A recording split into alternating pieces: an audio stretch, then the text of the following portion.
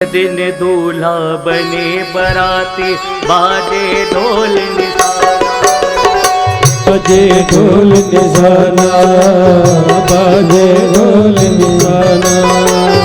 एक दिन डेरा मरघट का है, एक दिन डेरा मरघट का है, एक दिन डेरा मरघट का है, एक दिन डेरा मरघट का है। नंगे पैरों जाना, पैरों जाना, नंगे पैरों जाना। क्यों तन मजता रे माटी में मिल जाना, क्यों तन मजता रे माटी में मिल जाना। क्यों तन मजता रे माटी में मिल जाना, क्यों तन मजता रे माटी में मिल जाना। जड़ भरत जी क्या कह रहे हैं? किसी के काम जो आए उसे इंसान कहते हैं। मानव धर्म की मैं रोज बताता हूँ एक पॉइंट। वकालत करने वाले के घर का बच्चा वकालत हमसे बड़ा बने, ये शौक रहता है। डॉक्टर का बच्चा सोचता है मैं अपने पिता से बड़ा डॉक्टर, लेकिन उसके पहले ये नहीं कोई कहता कि मानव जन्म मैंने जन्म लिया है, हमारे पिता के ऐसे नाम होना चाहिए कि पिता के नाम से हम जाने ना जाएं, हम अपने नाम से मेरे पिता जाने। मानव को कोई नहीं। क्यों? जड़ भरत जी क्या कह रहे हैं? हर की भक्ति कभी ना भूलो, हर की भक्ति कभी ना भूलो, चाहो जो कल्याणा, चाहो जो कल्याणा, चाहो जो कल्याणा। दीन दुखी की सेवा करना, दीन दुखी की सेवा करना, दीन दुखी की सेवा करना, दीन दुखी की सेवा करना। इंसान की परिभाषा क्या है? किसी के काम जो आए उसे इंसान कहते हैं। पराया दर्द जो अपनाए उसे इंसान कहते हैं। किसी के लड़ाई झगड़े में घी डालने का काम मानवता नहीं है। किसी के दर्द को अपना बना लेना ये मानवता है। अगर गलती रुलाती है तो राह भी दिखाती है, जो गिरकर फिर संभल जाए उसे इंसान कहते हैं। ये भरन तो दुनिया का पशु भी पेट भरते हैं, जो बंदा बांट कर खाए उसे इंसान कहते हैं। तात्पर्य, मानवता का तात्पर्य दीन दुखी की सेवा करना, दीन दुखी की सेवा करना, दीन दुखी की सेवा करना, दीन दुखी की सेवा करना। सबको गले लगाना, सबको गले लगाना, सबको गले लगाना, सबको गले लगाना। एक पिता थे, इस दृष्टांत को सुनिएगा, जड़ भरत चरित्र का बता रहा हूं। एक पिता ने अपने पुत्र को, एक पिता ने अपने पुत्र को सब कुछ लिख दिया, सब कुछ लिख दिया, गाड़ी बंगला वैभव सब लिख दिया।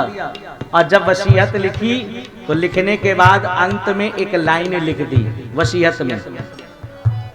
बेटे ने कहा पिताजी क्या दे के जा रहे हो? बोले बेटा सब कुछ तो तुम्हारा है, सब कुछ लिख दिया, लेकिन अंत में एक लाइन लिख दी कि बेटा मेरी एक अंतिम इच्छा है। बोले क्या? बोले जब मैं मरूं तो मेरे पैर में एक फटा मोजा पहना देना, बस मेरी अंतिम इच्छा है। पुत्र सब तुम्हारा है, लेकिन वसीयत लिखने के बाद अंत में लिख दिया एक लाइन कि गाड़ी तुम्हारी, बंगला, बैंक बैलेंस, एफडी सब कुछ तुम्हारी, लेकिन एक लाइन नीचे लिख दिया जब मैं मरूं ना पुत्र, तो जब मैं घाट पे जाऊं तो मुझे बस एक फटा हुआ मोजा पहना देना, बस समझो मुझे मुक्ति मिल जाएगी। पुत्र ने सोचा ये कौन सी बड़ी बात है, मोजा ही तो पहनाना है, पहना दूंगा जी पिताजी। जब पिताजी की मृत्यु हुई, घाट पर गए, मरणासन अवस्था के उपरांत घाट पर सैया पर लिटाए गए, और जैसे ही लिटाए गए तो बालक को याद आया मेरे पिता की अंतिम इच्छा थी कि एक फटा हुआ मोजा पहनाया जाए। तो वो बालक एक फटा हुआ मोजा लेकर जब बढ़ा तो सारे पंडितों ने उन्हें रोक दिया, ये क्या कर रहे हो? बोले मेरे पिताजी की अंतिम इच्छा थी कि जब वो मरे तो उन्हें एक फटा हुआ मोजा पहनाया जाए। अब वहां पर बैठे पंडितों ने लोगों ने मना किया, कदापि नहीं, ये कदापि नहीं हो सकता। इस समय आए थे इस जहां में नग्न बदन, आए थे इस जहां में नग्न बदन, 1.25 मीटर सफेद कपड़े के खातिर इतना लंबा जीवन तय कर दिया।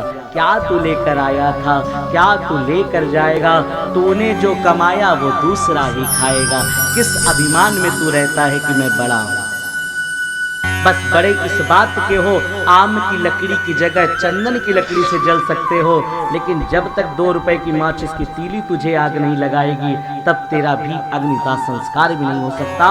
बड़े के बाद भी तुझे झुकना पड़ेगा, सहारा नीचे वालों का लेना पड़ेगा। ये मानवता का चरित्र है।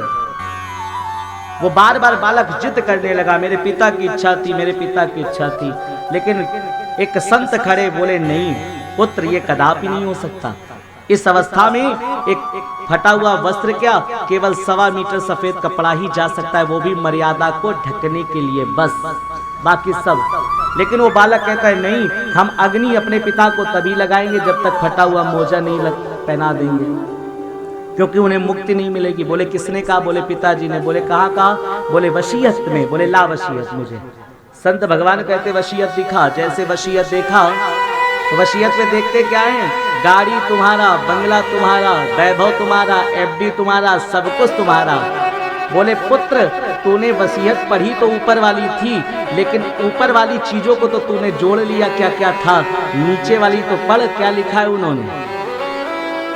अगर पिता की ये अंतिम इच्छा थी तो इस अंतिम इच्छा को पिता पहले लिखते, तब तुम्हारे नाम सब कुछ करते, लेकिन सब कुछ लिख दिया है तुम्हारा। तो अंत समय लिखा है कि फटा हुआ मोजा, तो वो जाकर तुम्हें ज्ञान दे गए कि जब अंत समय एक फटा हुआ मोजा साथ नहीं जा सकता तो ये ऊपर वाली चीजें लेने से क्या फायदा है। तेरे कर्म ही साथ जाएंगे, तेरा गुरु मंत्र ही साथ जाएगा, कुछ नहीं, क्या जाए।